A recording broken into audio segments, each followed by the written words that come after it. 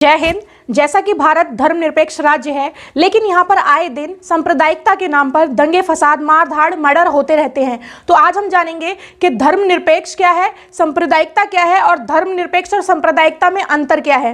तो जैसा कि धर्मनिरपेक्ष राज्य का मतलब है ऐसा राज्य जहाँ पर सभी धर्मों को समान अधिकार हो, सभी धर्मों के स्थान को समान अधिकार हो और सभी धर्मों का आदर सम्मान किया जाता हो।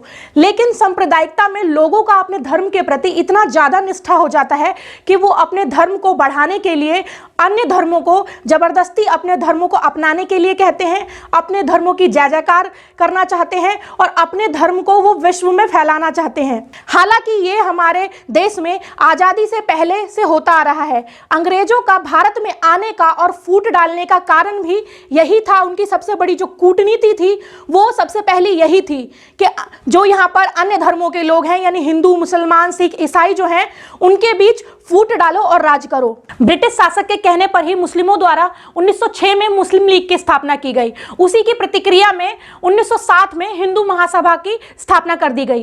तो आप लोग याद रखिएगा कि ये जो हिंदू लीग महासभा की स्थापना कब की गई और मुस्लिम लीग की स्थापना कब की गई, ये आपको याद रखना होगा क्योंकि ये एग्जाम में पूछा जा सकता है। तो 1906 में मुस्लिम लीग की स्थापना हुई और 1907 में हिंदू महासभा की स्थापना हुई। तो यह भी एक सांप्रदायिकता ही है। इन्हीं सांप्रदायिकता की कंपनियों से आज राम जन्मभूमि बनाम बाबर मस्जिद चल रहा है, जिसकी वजह से आए दिन राम राम कहने पर किसी को मारा जा रहा है। किसी के साथ मतलब हमारे ही उन मुसलमान शासक आए थे, उन्होंने हमारी ही राम जन्मभूमि को तोड़कर बाबर मस्जिद बनाया और आज उसी बाबर मस्जिद या राम जन्मभूमि को लेकर इतनी बड़ी प्रतिक्रिया हुई कि आपस में लोग मारधाड़ कर रहे हैं। इससे क्या हो रहा है? क्या राम जन्मभूमि राम जी आएंगे बचाने के लिए, या जो बाबर मस्जिद के जो भी आपके अल्लाह ताला है वो आएंगे बचाने के लिए? अगर आप एक दूसरे को मारेंगे तो क्या वो फांसी की सजा से बचा लेंगे? नहीं। तो ये सिर्फ इंसानियत की मौत है। तो हमें समझना होगा कि राम हमारे भगवान हमारे लिए हैं, पूजनीय है, और आपके भगवान आपके लिए पूजनीय है। तो उन्हें भावनाओं में पूजो, ना कि मंदिरों में या मस्जिदों के लिए आपस में बैर रखो, लड़ो। ये लड़ना सिर्फ और सिर्फ हमारे मानव जाति के लिए हानि है, हमारे जो है देश के लिए एक बहुत बड़ी हानि है, क्योंकि यही सांप्रदायिकता की भावना ही हम लोगों को कट्टरवादी बनाती है, दूसरे के प्रति शत्रुता की भावना लाती है, जिसके कारण हम एक दूसरे को मारपीट, दंगे फसाद या एक दूसरे का कत्ल करने पर उतर आते हैं। जैसा कि अभी बंगाल में अमित शाह जी जय श्री राम और ममता बनर्जी मुस्लिमों को लेकर वोट बैंक कलेक्ट कर रही हैं, कहीं ना कहीं ये सांप्रदायिकता की भावना को ही बढ़ावा दिया जा रहा है, जिसका परिणाम हमें दिल्ली में रिंकू शर्मा की हत्या के बाद देखने को मिला। जय श्री राम कहने पर किसी एक लड़के को मौत के घाट उतार दिया गया।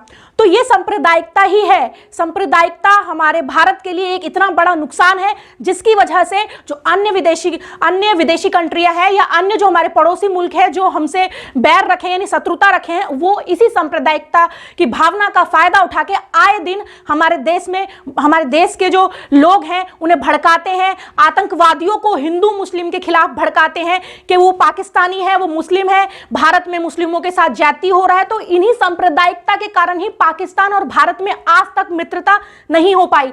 कहीं ना कहीं इसका सबसे बड़ा जो कारण है शत्रुता का, वो सांप्रदायिकता ही है, क्योंकि जो पाकिस्तान हमसे अलग हुआ उसे भी सांप्रदायिकता के नाम पर अंग्रेजों द्वारा भड़काकर ही अलग करने पर, यानी उन्होंने अपना अलग राष्ट्र मांगना शुरू किया। तो सांप्रदायिकता के कारण ही आज भारत दो हिस्सों में बट गया और आज भारत के ऊपर जितने भी ये मुल्क हैं जाति कर रहे हैं, यानी जो हमारे पड़ोसी मुल्क हैं हमसे शत्रुता बनाए रखे हुए हैं। सांप्रदायिकता इतने बड़े लेवल पर फैल चुका है कि भारत को आर्थिक स्थिति में भी बहुत ज्यादा नुकसान पहुंचा रहा है और आए दिन लोगों को मारना, हमारी सरकारी संपत्तियों को क्षति पहुंचता है, दंगे फसाद, सीए एनआरसी भी कहीं ना कहीं, इसमें जो सीए एनआरसी के बीच भी जो दंगे फसाद हुए वो भी एक सांप्रदायिकता के कारण ही हुआ।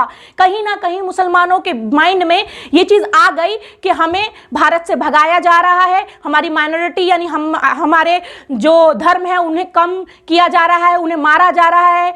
तो इस तरीके से, और मुसलमानों द्वारा भी लव जिहाद और भी बहुत सी चीजें करके हिंदू को मुसलमान मतलब मुस्लिम जो उनका कल्चर है उसे अपनाने में जबरदस्ती की जा रही है, बल्कि ये नहीं किया जाना चाहिए, क्योंकि किसी को मारने से या मरने से आपका धर्म नहीं बढ़ेगा या आपके धर्म का सम्मान नहीं होगा। इससे सिर्फ मानव हानि होती है, यानी हम इंसानियत खोते हैं। अगर हम किसी इंसान को मारते हैं तो हम अपना इंसानियत खो के हैवान बन जाते हैं, ना कि हमारा धर्म ऊपर उठेगा। धर्म काम नहीं आएगा। आप अगर किसी को मारते हैं तो आप मर्डरर बनेंगे, आपके धर्म आपको बचाने नहीं आएगा। आपकी जगह आपको धर्म को फांसी नहीं होगी या धर्म को कोई क्षति नहीं पहुंचाएगी। तो इंसानियत रखिए, सबसे बड़ा धर्म इंसानियत है। हिंदू, मुस्लिम, सिख, ईसाई ये चीजें कोई मायने नहीं रखती, क्योंकि जो हिंदू के शरीर में खून बह रहा है वही मुस्लिम, और वही जो मुस्लिम के बह रहा है वही सिख और ईसाइयों के बह रहा है। ऐसा ही सिख के साथ भी हो रहा है। सिखों को भी सांप्रदायिकता के नाम पर खालिस्तानी बनाया जा रहा है कि आपके साथ अत्याचार हो रहा है भारत में, बल्कि ऐसा कुछ भी नहीं है। ये राजनेताओं द्वारा या अन्य जो बिचौलिए हैं जो भारत को तोड़ना चाहते हैं, उनके द्वारा एक सांप्रदायिकता की भावना को फैलाकर भारत को अखंड भारत है उसे तोड़ने की साजिश है। तो हमें आम आदमी को या हम जितने भी मानव जाति हैं उन्हें समझना होगा कि ये धर्म किसी काम का नहीं है, इंसानियत सबसे बड़ा है। तो आप इंसानियत को पहले रखिए। धर्म, सभी धर्म बराबर है, चाहे वो हिंदू हो, मुस्लिम हो, सिख हो, ईसाई हो। आई होप आपको धर्मनिरपेक्ष और सांप्रदायिकता समझ में आ गया होगा। तो आपको मेरी वीडियो कैसी लगती है आप मुझे लाइक और कमेंट करके बताइए। मिलते हैं नेक्स्ट वीडियो में, तब तक के लिए धन्यवाद। जय हिंद।